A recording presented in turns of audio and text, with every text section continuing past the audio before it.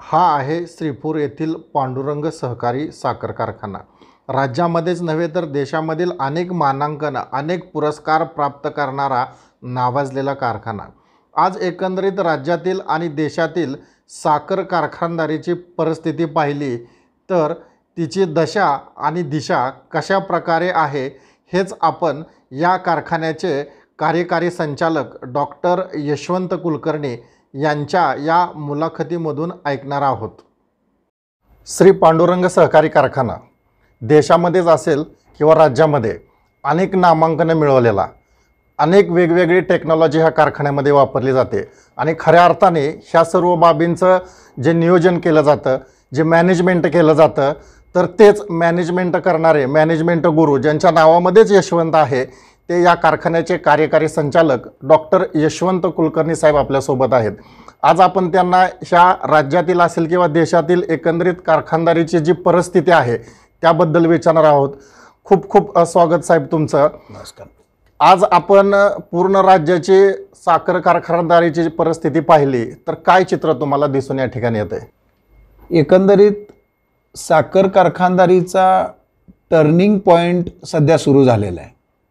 साखर कारखानदारी अशा वळणावर येऊन टेपलेली आहे की आता साखर हा उपपदार्थ होऊन इथेनॉल हा मेन प्रॉडक्ट होण्याच्या लाईनवर आपण येऊन पोचलो आहे। जवळजवळ पाठीमागच्या पूर्ण वर्षामध्ये यापूर्वी आपल्याला सर्वसाधारणपणे इथेनॉल निर्मितीचं 8% टार्गेट आपण पार केलं होतं, ते या आर्थिक वर्षामध्ये पाठीमागच्या जवळजवळ 10% आपण गेलो आहे आणि केंद्र शासनाने ठरवून दिल्याप्रमाणे आपल्याला सन 2022 ते 25 या दरम्यान हे 20% इथेनॉल निर्मितीचं टार्गेट पूर्ण करायचं आहे। एकूणच भारतामध्ये आणि जगामध्ये साखरेचे अतिरिक्त उत्पादन झाल्यामुळं सातत्यानं पाठीमागील कित्येक वर्ष साखरेचे दर हे कमी राहत आहेत।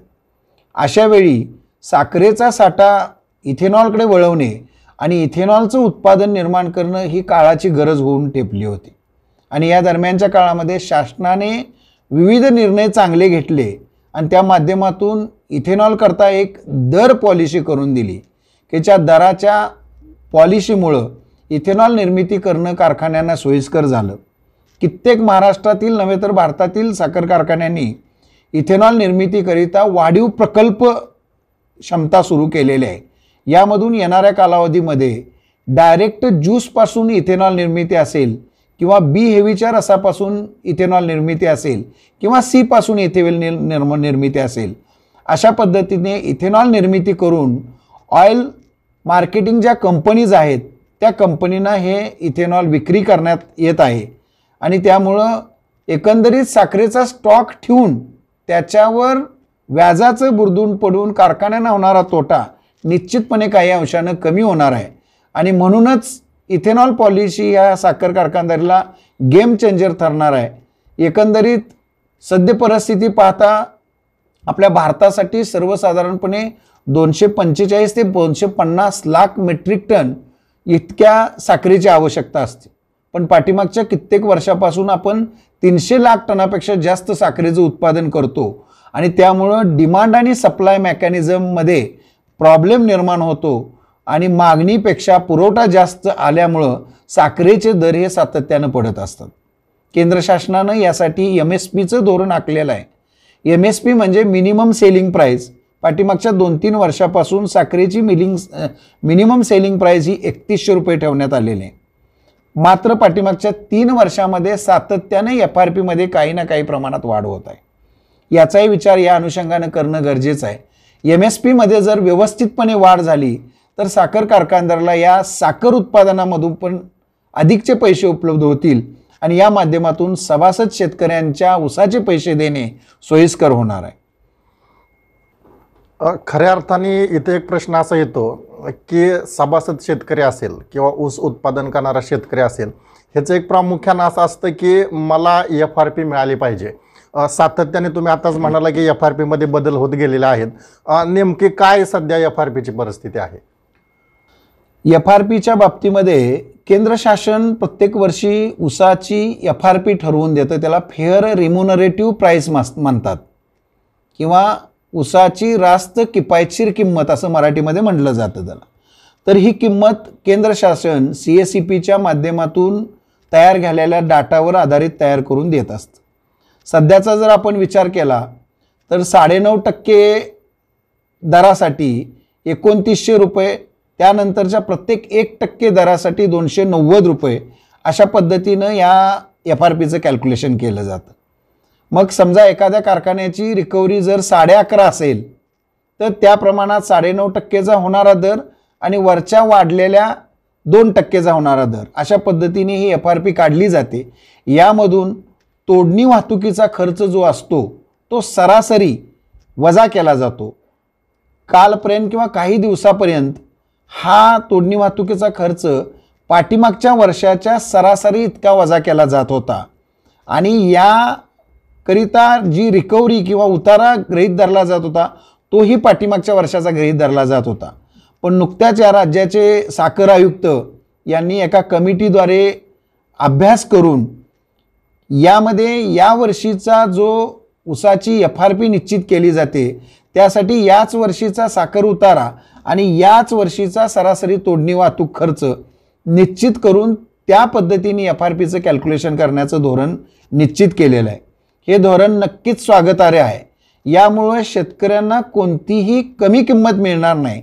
उलट यामुळं कारखानदारीमध्ये पाठीमागच्या वर्षावर डिपून राहण्यापेक्षा यावर्षी जो काय साखरेचा प्रत्यक्षात उतार असेल, जो काय प्रत्यक्षात तोडणी वाहतुकीचा खर्च असेल, यावर आधारित रास्त आणि किफायतशीर म्हणजेच FRP शेतकऱ्यांना मिळू शकेल. तुम्ही विचारा. यापूर्वी जर आपण पाठीमागच्या काही वर्षांकडे पाहिलं तर साखर निर्यातीचं जे धोरण होतं ते कधी कारखान्याच्या फायद्याचं होत नव्हतं. ज्यावेळी साखर उत्पादन जास्त होईल त्यावेळी सरकार निर्यात थांबवून ठेवायचं किंवा पाकिस्तानाकडून किंवा इतर कुठल्या देशाकडून साखर मागवली जायची आणि आपली साखर अशीच पडून राहायची. तर सध्याचं चालूचं धोरण काय आहे आणि ते किती किफायतशीर आहे कारखान्यांसाठी? एकंदरीत सध्या जर निर्यातीच्या बाबतीत आपण बघितलं तर डोमॅस्टिक साखरेचे रेट आणि निर्यातीचे साखरेचे रेट जवळजवळ सारखे आहेत. त्याचा परिणाम म्हणून OGL म्हणजे ओपन जनरल कोटा, की ज्यामध्ये शासनाकडून कोणतीही सबसिडी दिली जात नाही, अशा OGL कोट्यामधून कारखानदार स्वइच्छेने स्वतः पुढे येऊन मोठ्या प्रमाणावर निर्यात करू लागलेले आहेत. या निर्यातीचा परिणाम अतिशय चांगला या साखर कारखानदारीवर होऊन यामधून जी आगाऊ साखर आपल्या देशामध्ये तयार होते ती बाहेरच्या देशात जाणार आहे आणि यामधून मागणी आणि पुरवठ्याचा समतोल साधून साखरेला चांगला दर उपलब्ध होण्यामध्ये मदत होणार आहे. शिवाय कारखानदारांच्या बाजूनं बघायचं म्हणलं तर ही साखर आज रोजी विक्री झाल्यामुळं तात्काळ यामधून पैसे उपलब्ध होणार आहेत. व्याजाचं पडणारं जे बुरदुंड आहे ते यामधून वाचणार आहे आणि निश्चितपणे निर्यातीचा फायदा साखर कारखानदार त्याचबरोबर आपल्या देशाला देखील होणार आहे. नुकताच आपल्या कारखान्याला आधुनिक तंत्रज्ञान वापरल्याचा पुरस्कार मिळाला आहे. तुम्ही आपल्या कारखान्यामध्ये कोणकोणतं नवीन तंत्रज्ञान सध्या वापरत आहात? आपल्याला यावर्षीचा नॅशनल फेडरेशनचा सर्वोत्कृष्ट सहकारी साखर कारखाना म्हणून पुरस्कार मिळाला. खरं तर यामध्ये बरेचसेच पॅरामीटर्स विचारात घेणं किंवा घेतले जातात आणि त्यावर आधारित हा पुरस्कार दिला जातो.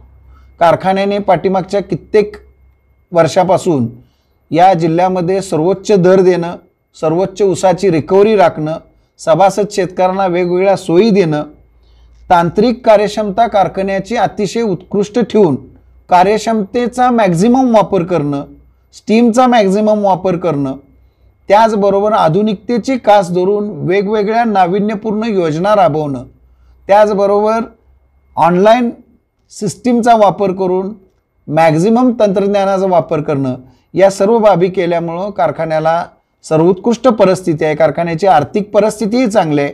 सभासद शेतकरी यांची सर्व देणी वेळेत दिली जातात. बँकांची देणी कुठलीही पेंडिंग नाही आहेत आणि अशा या चांगल्या कामामुळं मग कारखान्यानं उभारलेला नवीन नवीन प्रकल्प असतील, मग यामध्ये ऑक्सिजनचा प्रकल्प असेल, कारखान्याने बायोफर्टिलायझरचं उत्पादन करण्यासाठी बायोफर्टिलायझर निर्मितीचा प्रकल्प असेल, कारखान्यानं जवळजवळ 7 राज्यामध्ये पॅकिंगमध्ये ब्रँडची साखर जाते सुपंत नावानं, ती साखर असेल, कारखान्याच्या माध्यमातून उभा केलेला सौर ऊर्जा प्रकल्प असेल, कारखान्याच्या माध्यमातून आपण सध्या उभा करतोय तो ड्रायर टेक्नॉलॉजी, की ज्या स्पेंटवॉशची ड्रायर करून पावडर तयार करण्याचं टेक्नॉलॉजी असेल, असे विविध नाविन्यपूर्ण उपक्रम करत करत कारखानदारीमध्ये नाविन्यपूर्ण बाबीचा स्वीकार केल्यामुळे एक वेगळ्या पद्धतीच्या वळणावर आपण पांडुरंग सहकारी साखर कारखाना लिहून ठेवलं आहे. स्वर्गीय सुधाकर पंत परिचारक यांचं मार्गदर्शन, या कारखान्याचे चेअरमन प्रशांतराव परिचारक साहेब यांचं मार्गदर्शन यांच्या माध्यमातून नेहमीच या कारखान्याने एक प्रगतीची वेगळी दिशा धरलेली आहे. त्या पद्धतीने आम्ही कामकाज करत आहोत. आपल्याकडं एकूण सभासद संख्या किती आहे आणि त्यांचं ऊसाचं क्षेत्र किती आहे? पांडुरंग सहकारी साखर कारखान्याकडं टोटल सभासद संख्या सर्वसाधारण 16,000 सभासद आहेत आणि बिगर सभासद एक 10,000 आहेत. असे मिळून 26,000च्या आसपास सभासद आहेत आणि या सभासदांच्याकडून प्रत्येक वर्षी सर्वसाधारण 15,000 हेक्टर ऊसाची नोंद आपल्याकडे होते आणि त्या माध्यमातून सर्वसाधारणपणे 10 लाख मेट्रिक टन ते 12 लाख मेट्रिक टन या दरम्यानची सध्याची क्रशिंगची आमची कपॅसिटी आहे. त्यामध्ये आपल्या कारखान्याकडून प्रोत्साहन दिलेलं ठिबकचं क्षेत्र किती आणि शेतकऱ्यांनी वैयक्तिक केलेलं ठिबकचं क्षेत्र असं काय हे आहे का, आकडेवारी आहे का? कारखान्याने पाठीमागच्या काळामध्ये जवळजवळ 35% क्षेत्रावर ठिबक सिंचन योजना वेगवेगळ्या पद्धतीने कार्यान्वित केलेली आहे आणि सभासद शेतकऱ्यामध्ये केन डेव्हलपमेंट खात्याअंतर्गत सातत्यपूर्ण जागृती केल्यामुळं जवळजवळ 70% क्षेत्र आमचं ठिबक सिंचनयुक्त झालेलं आहे. कारखान्याच्या माध्यमातून स्वतंत्र केन डेव्हलपमेंट विभाग चालवला जातो आणि या केन डेव्हलप विभागाच्या माध्यमातून सभासद शेतकऱ्यांना प्रत्येक वर्षी वेगवेगळ्या ऊसाच्या जाती कशा लावाव्यात, जास्तीत जास्त उत्पादन कसं करावं, या सर्व मार्गदर्शक दिले जातात. प्रत्येक वर्षी आम्ही एक दिनदर्शिका काढत असतो की ज्या दिनदर्शिकेमध्ये अगदी ऊसाची लागवड करण्यापासून त्याचं संगोपन करणं आणि सध्या जे आहे क्षेत्र त्यामधून जास्तीत जास्त उत्पादन कसं घ्यावं हे सगळं ज्ञान आम्ही सभासद शेतकऱ्यांना देत असतो. कोणती जात आतापर्यंत आपल्याला जास्त फायदेशीर वाटली की रिकव्हरीसाठी असेल किंवा लागवडीसाठी असेल किंवा संगोपनासाठी असेल? साधारणपणे आपल्या या सोलापूर जिल्ह्याचा किंवा इथल्या वातावरणाचा विचार केला तर आजच्या क्षणाला तरी 86-032 ही ऊसाचं वाण जे आहे ते सर्व सभासद शेतकऱ्यांना निश्चितपणे चांगल्या पद्धतीने संगोपन करता येतं. त्याचा खोडवा असेल किंवा त्याला रोगप्रतिकारशक्ती असेल, या सर्व बाबीमध्ये विचार केला तर 86-032 जात हीच प्रामुख्यानं वापरली जाते. अर्थात हेही डिपेंड राहतं की कुठल्या कालावधीमध्ये कुठला ऊस लावावा. अडसाली ऊसासाठी ही जात फार चांगली आहे, पण सुरूम ऊस जो आपण लावतो की जो पुन्हा कमी कालावधीमध्ये परिपक्व होऊन कारखान्यास उपलब्ध होणं अपेक्षित असतं, त्यासाठी मग अर्ली व्हरायटी की ज्यांची परिपक्वता लवकर होते, मग त्याच्यामध्ये 8,005 असेल, 10,001 असेल किंवा नवीन आता काही जाती यायला लागल्यात त्या असतील, या जातींचेही हळूहळू सभासद शेतकरी वापर करायला लागलेत. कारण अडसालीचं वाढणारं ऊसाचं क्षेत्र कारखानदारीला डोकेदुखी ठरतं. कारण सर्वच सभासद शेतकरी जर जून जुलैमध्ये लागवड करायला लागले तर त्यांचा ऊस परिपक्वचा कालावधी हा एकाच वेळेस येतो आणि एकाच वेळेस कारखान्याला गाळप करणं शक्य होत नाही. मग गाळप हंगाम लांबतो आणि त्याचा परिणाम ऊस उत्पादक शेतकऱ्यावर होतो. म्हणून मग कारखान्यानं आत्तासुद्धा काही धोरणं अशी अवलंबलेली आहेत की या सुरू जातीसाठी जे पुढे येऊन शेतकरी लागण करणार आहेत त्यांच्यासाठी 50% अनुदानावर कारखान्याने रोपे पुरवले आहेत अर्ली व्हरायटीच्या जातीची. एकंदरीत आपण पाहिलं तर आपल्याकडे सर्व कुशल कामगार आहेत. डिसिप्लिनच्या बाबतीत तर तुम्ही अतिशय व्यवस्थित या ठिकाणी शिस्तबद्ध असं नियोजन केलेलं आहे. तुमचा कामगार असतील किंवा सभासद शेतकरी असतील ह्यांना काय काय सुविधा कारखान्याकडून दिल्या जातात? सगळ्यात महत्त्वाचं, साखर कारखानदारीला कामगार हा बऱ्याच ठिकाणी आर्थिक अडचणीमध्ये वंचित किंवा आर्थिक अडचणीमुळे अडचणीत आलेला आहे. पांडुरंग सहकारी साखर कारखान्यानं पाठीमागील कित्येक वर्षापासून कधीही त्यांच्या पगाराची 10 तारीख ओलांडलेली नाही. पांडुरंग कारखान्यामध्ये सर्व कर्मचाऱ्यांना ड्रेस कोड पुरवला जातो, सर्व कर्मचाऱ्यांना बोनस दिला जातो, कारखाना बंद झाल्यानंतर बक्षीस दिलं जातं आणि त्यांच्या वेळोवेळीच्या अडचणी सोडवण्यासाठी मग निधीची तरतूद असेल, कामगार कल्याण मंडळ असेल, या कामगार कल्याण मंडळाच्या माध्यमातून संगीत शाळा कामगारांच्या मुलांच्यासाठी असेल, कराटेचे वर्ग असतील, या सर्व सुविधा कारखान्याच्या माध्यमातून कर्मचाऱ्यांना पुरवण्यात येतात आणि त्यामुळं कर्मचारी अतिशय चांगलं काम करून या कारखान्याचा गाळप हंगाम यशस्वी करतात. आपल्या कारखान्यामधून एकूण किती उपपदार्थांची निर्मिती होते आणि त्यातला जो प्रॉफिट आहे तो शेतकऱ्यांमध्ये कसा विभागला जातो? तसं सरकारी धोरण किंवा कारखान्याचं धोरण नक्की काय? कारखान्यामध्ये साखर उत्पादन, अल्कोहोल उत्पादन म्हणजेच इथेनॉल असेल, रेक्टिफाईड स्पिरियस असेल, ENA असेल इत्यादी उत्पादनं केली जातात. आणि सगळ्यात महत्त्वाचं बगॅसवर आधारित कोजनरेशन प्रकल्पामधून वीज निर्मिती केली जाते.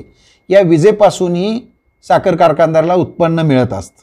मग यानंतर मग छोटे मोठे जे प्रोजेक्ट केलेले असतात, मग आम्ही माती पाणी प्रयोगशाळा केलेली आहे, त्यामधून काही तुटपुंज उत्पन्न मिळतं. पेट्रोल पंप असेल त्यामधून काही थोडंफार उत्पन्न मिळतं. बायो फर्टिलायझर उत्पादनामधून काहीतरी मिळतं. आपण रूफटॉप सोलर केलेला आहे त्याच्यामधून काहीतरी तुटपुंज उत्पन्न मिळतं. ऑक्सिजन प्रोजेक्ट केलेला आहे तो काय समाजसेवा करण्यासाठी केलेला आहे, त्यामुळं त्यामधून काही थोडं अगदी नकळत उत्पन्न मिळतं. सॅनिटायझर उत्पादनचा प्रोजेक्ट आहे. ह्या वेगवेगळ्या उत्पादनामधून काही अंशी जे उत्पादन मिळतं त्या उत्पादनाचा निश्चितपणे विचार FRP देताना केला जातो. FRP आणि जी ऊसाची किंमत प्रॉफिट शेअरिंग रेशो म्हणून काढली जाते. प्रत्यक्षात ही बाब थोडीशी बऱ्याच लोकांना माहीत नाही की FRP कशी कॅल्क्युलेट की FRPचं आपल्याला मी सांगितलं, पण FRP आणि प्रॉफिट शेअरिंग रेशो प्रत्येक वर्षी विशेष लेखापरीक्षक, साखर आयुक्त यामार्फत त्याचं कॅल्क्युलेशन केलं जातं आणि त्यामधून ऊसाची फायनल प्राईज ठरते. तर हे जे प्रॉफिट शेअरिंग रेशो आहे यामध्ये 70% उत्पन्न हे ऊसाचा दर देण्यासाठी आणि 30% उत्पन्न हे साखर कारखानदारीचे खर्च भागवण्यासाठी केलं जातं. मग FRP आणि प्रॉफिट शेअरिंगमध्ये रेशोमध्ये निघणारी रक्कम 70%, याच्यामध्ये जर तफावत असेल म्हणजे प्रॉफिट शेअरिंग रेशोची रक्कम जर FRPपेक्षा जास्त निघाली तर ती शेतकऱ्यांना दिली जाते. म्हणजे सर्व उत्पादनाचा विचार यामध्ये केला जातो. पण पाठीमागील कित्येक वर्षापासून प्रॉफिट शेअरिंग रेशोची रक्कम ही FRPपेक्षा कमी असल्यामुळं निघणारी FRP शेतकऱ्यांना दिली जाते. म्हणजेच यामध्ये सर्व उत्पादनाचा किंवा सर्व बाय प्रॉडक्टच्या किमतीचा समावेश केला जातो असा त्याचा अर्थ होतो. नेहमी असं निदर्शनास येतं की शासनाकडून वेगवेगळ्या सुविधा घेऊन सुद्धा सहकारी साखर कारखानदारी नेहमी तोट्यातच दिसते आणि खाजगी साखर कारखानदार मात्र कधी जास्त किरकिर करत असलेली दिसत नाही.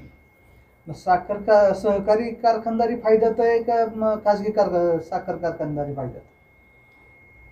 आता या बाबतीत प्रत्येकाचा अनुभव वेगळा आहे. पण पांडुरंग सहकारी साखर कारखाना म्हणून जर आपण बघितलं तर मी पाठीमागच्या 10-1 वर्षापासून नेहमीच प्रॉफिटमध्ये राहतो. कुठलीही शासनाची देणी नाहीत, कुठलंही शासनाचं भागभांडवल नाही. सगळ्या पद्धतीची कर्जांची परतफेड वेळेत करून किंवा कर्ज संपवून सदृढ परिस्थितीमध्ये हा कारखाना चालवला गेला.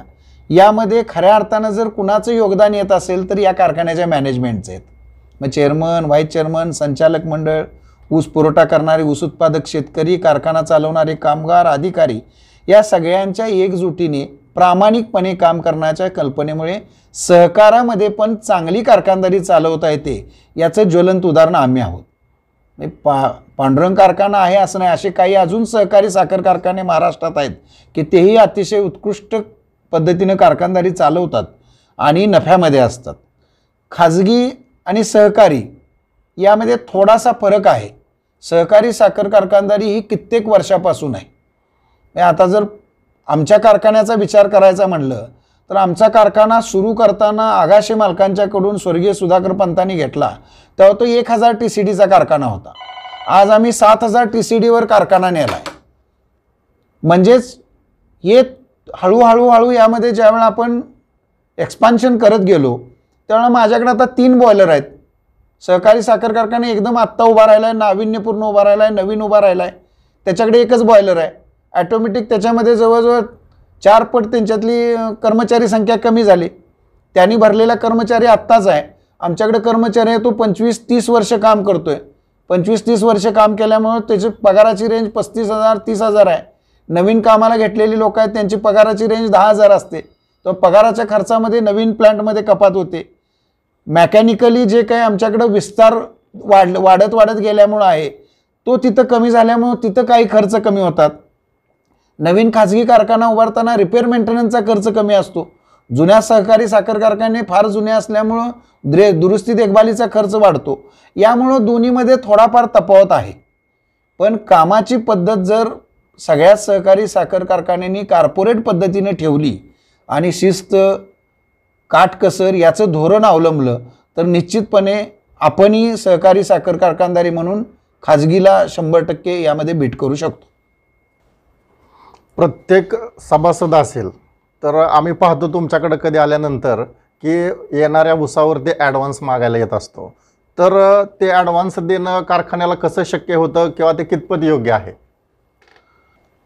स्वर्गीय सुधाकरपंत परिचारक म्हणजे आमचे मोठे मालक यांनी ही परंपरा पाठीमागच्या जवळजवळ 25-30 वर्षापासून घालून दिलेली आहे. सभासद शेतकऱ्यांना कोण खरा वाली नसतो. त्यांचा ऊस येणार असतो, वर्षाचा कालावधी असतो, 6 महिन्याचा कालावधी असतो.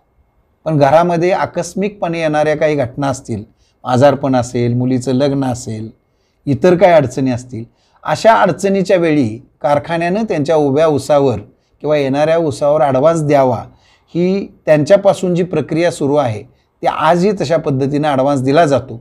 त्यासाठी त्याचं कारण बघितलं जातं, खरोखर आवश्यकता आहे का बघितली जाते आणि मग हा ॲडव्हान्स दिलेला आहे तो आलेल्या ऊसातनं आम्ही वसूल करत असतो.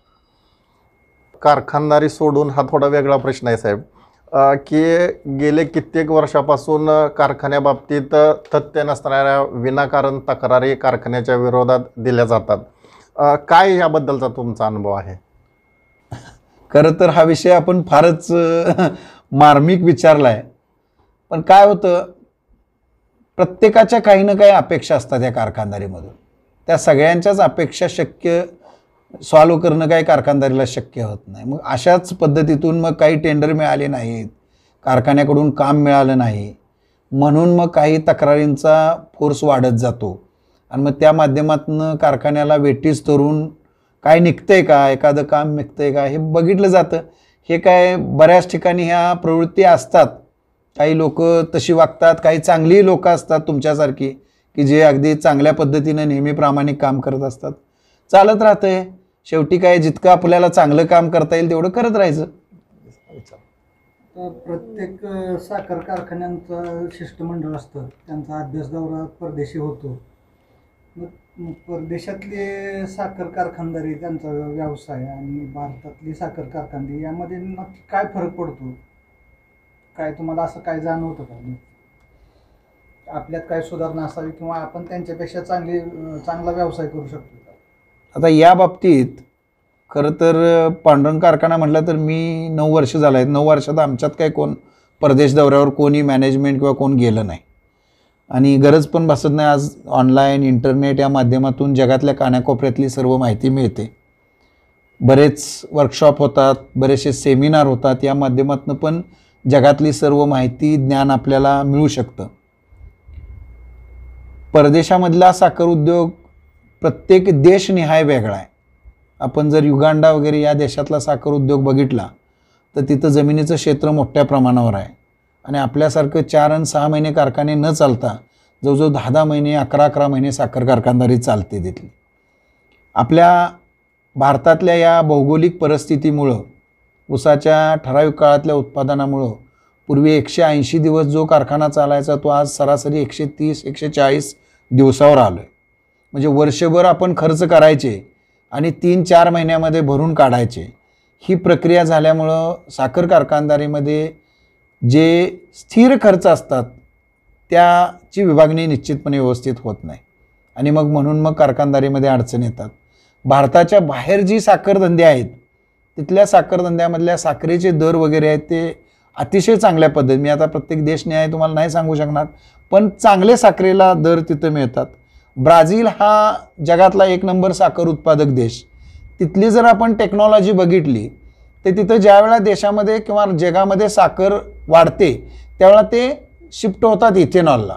ज्यावेळा साखर कमी असते तेव्हा ते साखर उत्पादन करतात आणि बाजारातील खरा मागणीचा फायदा तोटा ते घेतात. आज भारताची परिस्थिती त्या बाजूने चालू आहे. येणाऱ्या काही वर्षामध्ये भारतामधली पण साखर उद्योग इथेनॉल आणि साखर उत्पादन हे एका लाईनमध्ये राहून कधी गरजेनुरूप साखर उत्पादन बदलण्याची क्षमता प्रत्येक साखर कारखानदार निर्माण करायचा प्रयत्न करतोय आणि त्याचा निश्चितपणे फायदा या साखर कारखानदाराला होईल. आता इथेनॉलचं सगळ्यात जास्त वापर पेट्रोलमध्ये मिक्स करण्यासाठी होतो. हो, आता भविष्यात तर इलेक्ट्रॉनिक्स कार येणार आहेत सगळ्या, बरोबर. आणि पेट्रोलचा दर प्रामुख्यानं कमी होत जाणार आहे. आणि साखर कारखाने मात्र आता इथेनॉलचं उत्पादन वाढवण्याच्या मागं लागले. ह्याचा मेळ पुढे जाऊन कसा लागेल? हाही प्रश्न अतिशय चांगला आहे. खरं तर कळत नकळत ही समस्या आम्ही ज्या वेळेला डिस्लरीचं मोठ्या प्रमाणावर एक्सपान्शन करतो त्यावेळेला दृष्टीत येते. परंतु एकंदरीत इलेक्ट्रॉनिक्स कारची निर्मिती आणि इलेक्ट्रॉनिक्स कारचं युग येण्यासाठी जो कालावधी लागणार आहे तो किमान 10-12 वर्षाच्या पुढं जाणार आहे. कारण अजून आपण अगदी शून्य स्टेजला त्याच्यामध्ये आहोत. किंवा जी मोठी वाहनं आहेत, अवजड वाहनं आहेत, त्या अवजड वाहनांना या कार बॅटरीज किती परवडतील, बॅटरींची कॉस्ट कशी परवडेल, या सगळ्या बाबी अजून अधांतर आहेत. आणि साधारण इथेनॉल निर्मिती प्लांटमध्ये जर आपण इन्व्हेस्टमेंट केली आणि आजच्या पद्धतीनं चांगले इथेनॉलचे दर राहिले, लवकर उठाव झाला, तर 5 ते 6 वर्षामध्ये या इन्व्हेस्टमेंटचा पेबॅक पिरियड येतो. त्यामुळे याचा फार मोठा तोटा इंडस्ट्रीला होईल असं वाटत नाही. निश्चितच आज इथेनॉल निर्मितीकडे वळणं हे प्राईम पाहिजे, ते ध्येय पाहिजे, तरच कारखानदारी स्टेबल होणार. एकंदरीत साहेब आपण पाहिलं तर सध्या महाराष्ट्र शासन असेल किंवा केंद्र सरकार असेल यांच्याकडून कारखानदारीला अजून काय आवश्यक वाटतंय तुम्हाला? बऱ्याच वर्षापासून एक प्रलंबित प्रश्न आहे की साखर जी बाजारामध्ये विक्री केली जाते त्या साखरेपैकी जवळजवळ 70% साखर इंडस्ट्रीयल यूजसाठी वापरली जाते. त्यामुळे अशी 70% इंडस्ट्रीयल यूजसाठी वापरात येणारी जी साखर आहे त्याच्या माध्यमातून निर्मित होणारे प्रॉडक्ट आहेत. मग पेढ्याचं उदाहरण घ्या आपण. आज 400 रुपये किलोने देशपांड्यांचे पेढे आपण घेतो, त्याच्यामध्ये तितक्याच प्रमाणात साखर असते, म्हणजे 400 रुपये किलो साखरेचा दर झाला. किंवा कोको कोला असेल, पेप्सी असेल, इतर सगळे स्वीट पदार्थ असतील, यामध्ये इंडस्ट्रीयल पर्पज म्हणून ज्यावेळेला साखर जाते त्यावेळेला त्याचं व्हॅल्यू ॲडिशन होऊन त्याची किंमत वाढत असते. तर याचा फायदा कारखानदाराला होण्यासाठी दुहेरी दर पद्धत जर अस्तित्वात आणली गेली तर त्याचा फायदा चांगला मिळून या माध्यमातून सभासद शेतकऱ्यांना चांगला दर देता येणे कारखान्याला शक्य आहे. दुहेरी म्हणजे नेमकं उदाहरणार्थ एखादं? दुहेरी म्हणजे इंडस्ट्रीयल पर्पजसाठी जी साखर जाणार आहे तिच्यासाठी वेगळा दर, आणि 30% साखर जी आपल्याला खाण्यासाठी लागते तिच्यासाठी वेगळा दर. किंवा कारखानदारांना 30% साखरच फक्त ओपन मार्केटमध्ये खाण्यासाठी विकून 70% साखर ही इंडस्ट्रीयल रेट, जशी आज MSP 3100 रुपये आपण ठरवलेले या ह्याच्यातली, तशी इंडस्ट्रीयलसाठी एक वेगळा रेट जर ठरवून दिला आणि 70% साखर ही तुमची त्याला गेली पाहिजे आणि 30% साखर ही बाजारात गेली पाहिजे, अशा पद्धतीनं जर काही मेकॅनिझम झालं तर त्याचा निश्चितपणे फायदा या साखर कारखानदाराला होणार आहे. अजून एक महत्त्वाचा, FRP जवळजवळ पाठीमागच्या 2-3 वर्षापासून 3100 रुपयेवरच स्टॅग्नेट थांबलेले आहे. याचा मोठा तोटा कारखानदाराला होत आहे. कारण 3500 रुपयेपर्यंत FRP जाणं हे अभिप्रेत आहे. ज्या पद्धतीनं दर वाढत आहेत, आज तोडणी वाहतुकीचा खर्च वाढतोय, डिझेलचे दर वाढलेले आहेत, सर्वच दर वाढलेले आहेत.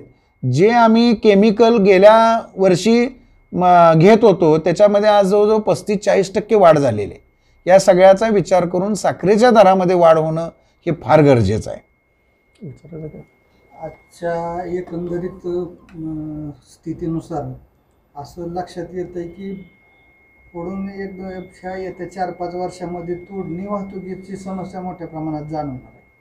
सध्या जे लोक तोडणीला येत आहेत ते शेतकऱ्यांना म्हणजे वेगवेगळ्या मागण्या करून आता छळत आहेत. मग हा प्रकार जरी कारखान्याच्या प्रत्यक्ष नियंत्रणापलीकडचा असला तर ह्याच्यावर काहीतरी सोल्युशन काढणं गरजेचं आहे. कारण पाठीमागच्या काही 1-2-3 वर्षापूर्वी एकरी 25-25 हजार रुपये तोडणीला देऊन शेतकऱ्यांना ऊस घालवावा लागला. या बाबतीमध्ये या राज्याचे साखर आयुक्त शेखर गायकवाड साहेब यांनी आत्ताच या हंगाम सुरू होताना एक परिपत्रक काढलं होतं आणि त्या परिपत्रकामध्ये अशा पद्धतीने जे तोडणी वाहतूकदार पैसे मागतात त्याची तक्रार कारखान्याकडे संबंधित शेतकऱ्यांनी दाखल करावी आणि कारखान्याने ते पैसे संबंधिताकडून वसूल करून त्या संबंधित शेतकऱ्याला द्यावेत आणि त्यासाठी एक तक्रार अधिकारीही निवडावा, तशा पद्धतीनं जवळजवळ सर्व कारखान्यांनी केलेलं आहे. यामध्ये असे कोणी शेतकरी येऊन समोर येऊन तक्रार लेखी देत नाहीत, तो एक प्रश्न मोठा आहे. आणि खऱ्या अर्थाने या सवयी आपणच शेतकरी म्हणून लावत गेलो आहे की माझा लवकर ऊस ने 3000 घे, 4000 घे, 2000 घे, आणि यातनं हे फोपावत चाललं आहे. यावर पर्याय म्हणून आपण हार्वेस्टिंगचे मशीनही वापरायला सुरुवात केली, पण अजूनही हार्वेस्टिंगचे मशीन वापरण्यामध्ये शेतकरी थोडेसे हे करतात की त्याच्यामुळं अडचणी येतात, कोडावा फुटत नाही वगैरे, अशा काही बऱ्याचशाच त्यांच्या आहेत. त्याचंही आम्ही नेहमी त्यांना माहिती देत आहे की बाबा हे भविष्यात आपल्याला ह्या मशीननं तोड करणं गरजेचं आहे. फक्त त्यामधली सगळ्यात बेसिक अडचण आहे की सध्याचं मशीन आहे ते फार मोठं आहे, जवळजवळ 1.25 कोटीच्या आसपास त्याची किंमत आहे. त्यामुळे ते मोठ्या प्रमाणावर घेणं किंवा चालवणं सध्या शक्य नाही. छोट्या पद्धतीची ज्यावेळेला यामध्ये मशीन डेव्हलप होतील त्यावेळेला निश्चितपणे कारखानदारीमध्ये एक वेगळं तोडणी वाहतुकीचं पर्व चालू होईल.